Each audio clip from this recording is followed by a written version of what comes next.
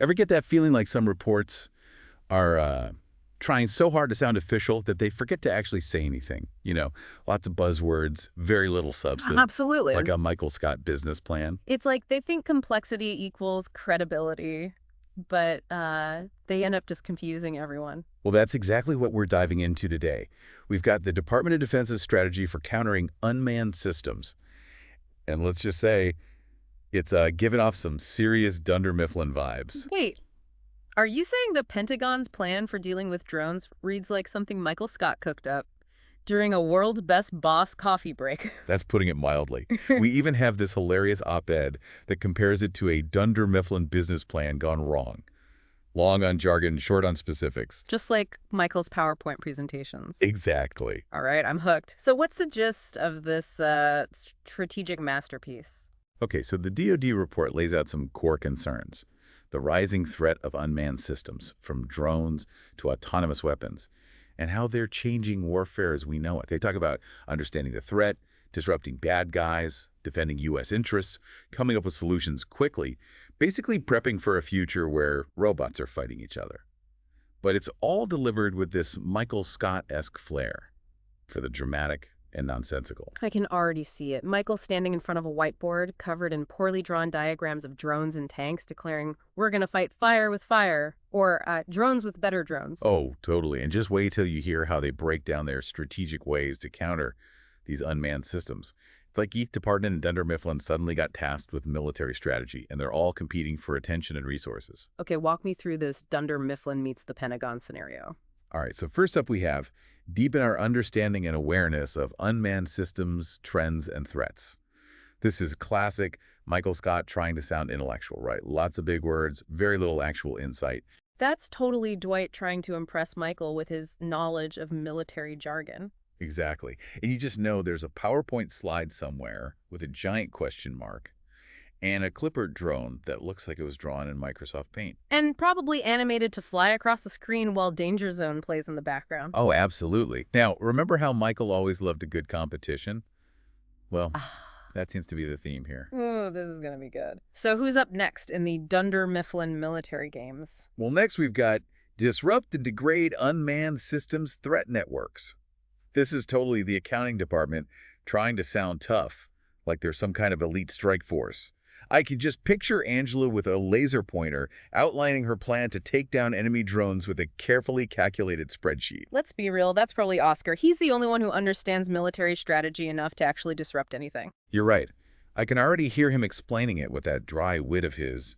Well, Michael, if we redirect these funds from your world's best boss's mug budget, we might actually be able to afford some effective countermeasures. And Michael would just stare blankly, wondering if there's a way to weaponize a Dundee Award. But speaking of effective countermeasures, does the report actually get into specifics? Not really.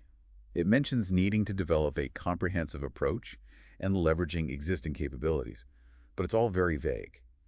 Kind of like Michael saying they need to synergize and think outside the box to boost paper sales. It's all about creating the illusion of competence without actually having to, be competent. Exactly.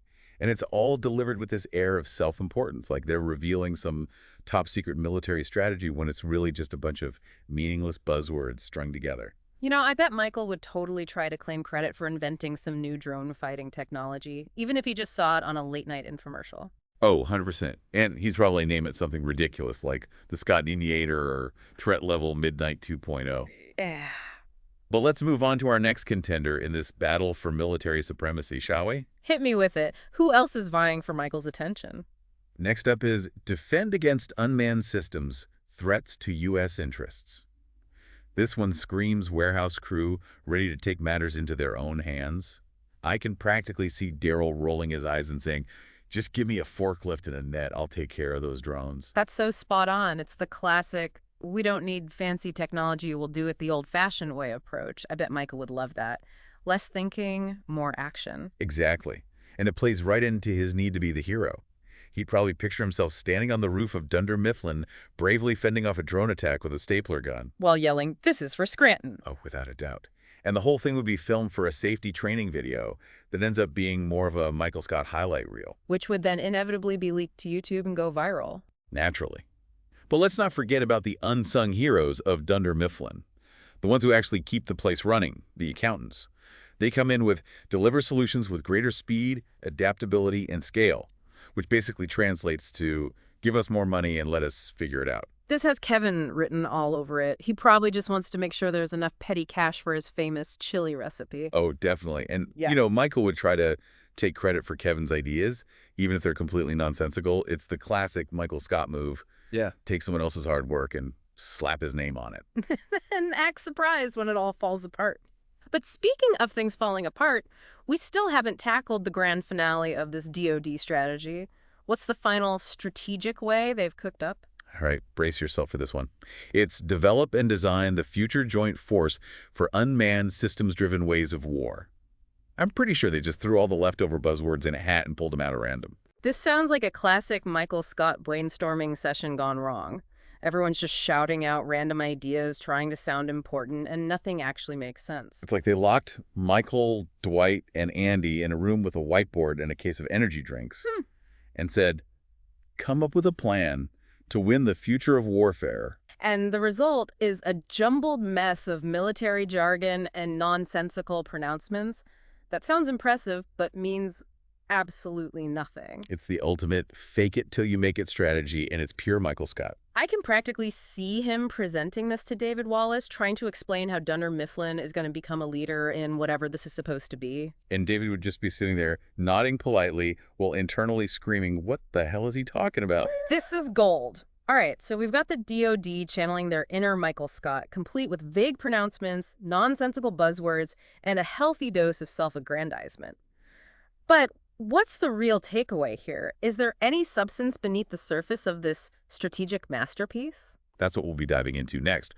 We'll unpack the report's implementation plan, which, spoiler alert, is just as entertaining as the rest of it. Can't wait. This is better than watching Michael try to sell paper to a room full of kindergartners. Welcome back to our deep dive into the DoD's strategic plan for dealing with unmanned systems. You know, the one that reads like a Michael Scott fever dream.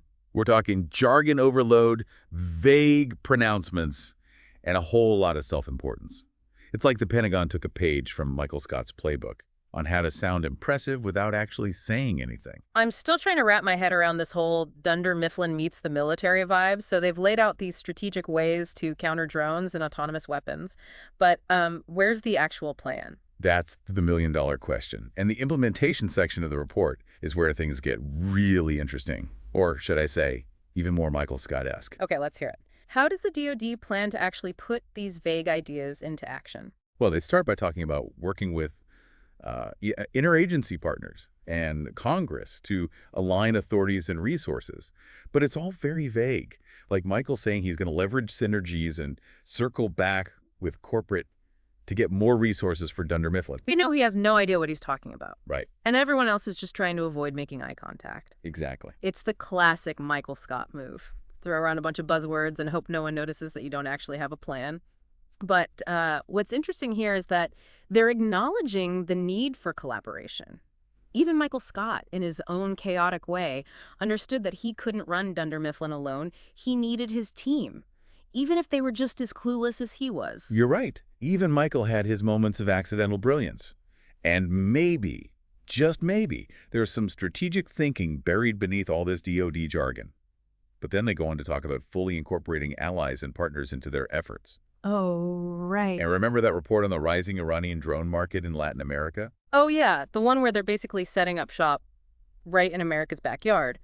So how exactly does the DoD plan to fully incorporate allies when some of those allies might be getting a little too friendly with countries that, shall we say, aren't exactly on the U.S.'s Christmas card list? That's a great question. It's like Michael Scott trying to partner with a rival paper company. Because they have a cool ping pong table in their break room. Short-sighted, impulsive, and likely to end in disaster. But maybe, just maybe, there's a method to the madness here. I mean, even Michael Scott occasionally stumbled onto a good idea, usually by accident. But there's a real strategic challenge here. The DoD is trying to navigate a world where alliances are shifting and traditional partnerships are being tested.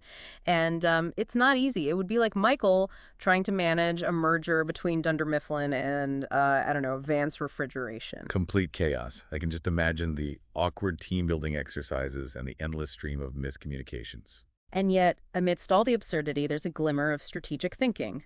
The DoD is acknowledging that the world is changing and they need to adapt. They're trying to build new partnerships, even if it means working with countries that might not share all of their values. It's a delicate balancing act, and it's going to require a lot more finesse than Michael Scott ever displayed. Speaking of finesse, the report also talks about promoting responsible norms of behavior surrounding unmanned systems and related technologies. It's like Michael Scott suddenly deciding to give a lecture on workplace ethics after he spent the entire morning harassing Pam and making inappropriate jokes. The hypocrisy is strong with this one. They're basically saying, we need to be responsible with this powerful technology, but also we're going to keep building bigger and better drones because, national security. It's the classic Michael Scott double standard. He always thought the rules applied to everyone but him. But let's give the DoD some credit here. They're at least acknowledging the ethical concerns surrounding this technology. It would be like Michael admitting that maybe, just maybe, some of his pranks went a little too far. Yeah, but would he actually change his behavior? That's the real question. And in the case of the DoD, are they actually going to walk the walk when it comes to promoting responsible use of drones and autonomous weapons? That remains to be seen, but for now, let's focus on the entertainment value of this report. And trust me, it doesn't disappoint. Okay, what's next on the Michael Scott Pentagon greatest hits list? Well, we can't forget about the defense industry. They're like the corporate overlords in this whole scenario, always lurking in the background, eager to profit from the latest military fad. And the report talks about working with them to address advances in unmanned systems rapidly and at scale. Which basically means throw money at the problem and hope someone comes up with a cool gadget that makes us look like we're on top of things. It's like Michael Scott deciding that Dunder Mifflin needs to get into the tech game and then buying a bunch of Segways for the sales team. Oh. They look cool for about 5 minutes, and then everyone realizes they're completely impractical. But hey, at least they'll look impressive in the next office park race. Exactly. Style over substance, baby. And speaking of style over substance, let's not forget about the report's sudden emphasis on clear metrics and measures of effectiveness.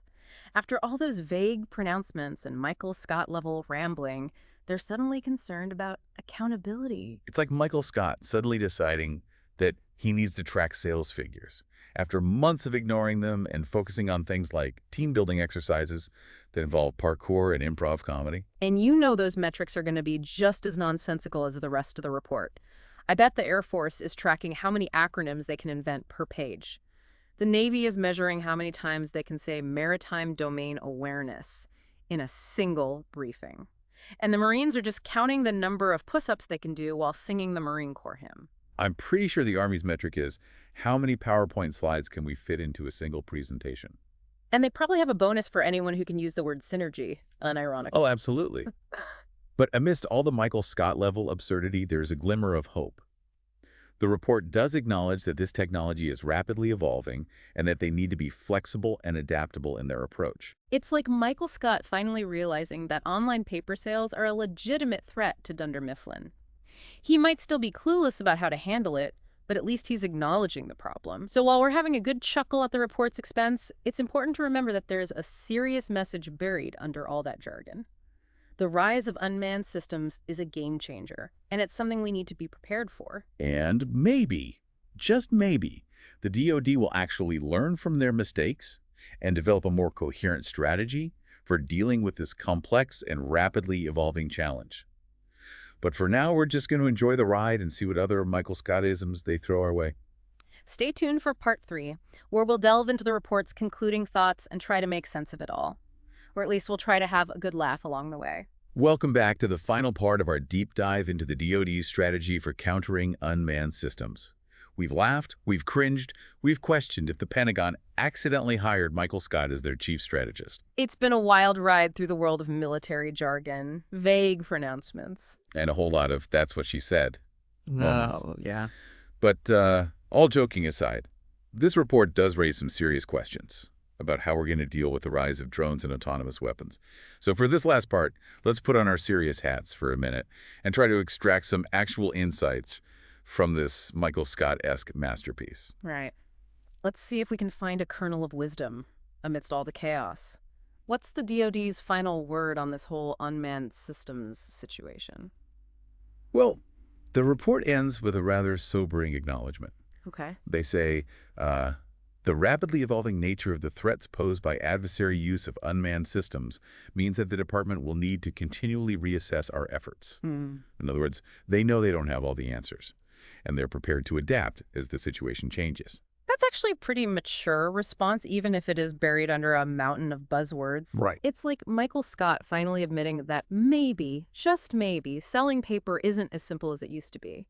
The world is changing, the competition is fierce, and those online retailers are starting to look like a real threat. But instead of panicking and coming up with some wacky scheme to save Dunder Mifflin, the DoD seems to be taking a more measured approach. They're acknowledging the challenges, they're outlining a strategy, even if it is a bit jargon-laden, and they're committing to ongoing assessment and adaptation. It's like they're finally realizing that they can't just rely on their world's best boss mug to solve all their problems. They need a real plan, and they need to be willing to adjust it as the situation evolves. And that's a key takeaway for you, listener. The world of unmanned systems is changing rapidly. New technologies are emerging all the time, and the threats they pose are constantly evolving. So whether you're a policymaker, a military strategist, or just someone who's interested in this stuff, it's important to stay informed, stay flexible, and be prepared to adapt to the unexpected. It's like Michael Scott trying to keep up with the latest trends in office technology. He'd probably be obsessed with getting Dunder Mifflin a drone delivery service. Oh, absolutely. Even if they only sell paper. And he'd probably end up crashing it into the building on the first day. But speaking of crashing and burning, the report also highlights the importance of international cooperation. They talk about working with allies and partners to develop shared norms and standards for the use of unmanned systems. Which is a good idea in theory, Mm-hmm. but it's going to be tough to get everyone on the same page. Yeah. It's like Michael Scott trying to organize a team-building exercise with the entire office. Hmm. It's going to devolve into chaos and end with someone getting hurt. Right. But amidst all the potential for disaster, there is a glimmer of hope. The report acknowledges that unmanned systems present both opportunities and challenges. They can be used for good, like humanitarian aid and disaster relief. But they can also be used for harm, as we've seen in various conflicts around the world. It's a classic duality, like Michael Scott himself. He could be incredibly sweet and caring one minute, and then completely insensitive and offensive the next. You never knew what you were going to get with Michael. And the same could be said for unmanned systems. They have the potential to be incredibly powerful tools. But it's up to us to ensure that they're used responsibly and ethically. And that's where you, listener, come in. That's right. It's easy to laugh at the DoD's Michael Scott-isms. But this is a serious topic that affects all of us. So as we wrap up this deep dive, we'll leave you with this thought. How do you think we should navigate this new era of warfare, where drones and AI are changing the rules of the game?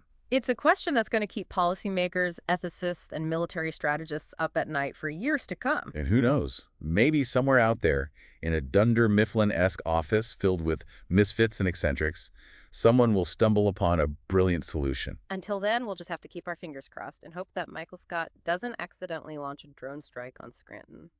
Thanks for joining us on this deep dive. Until next time, stay curious, stay informed, and stay away from rogue drones.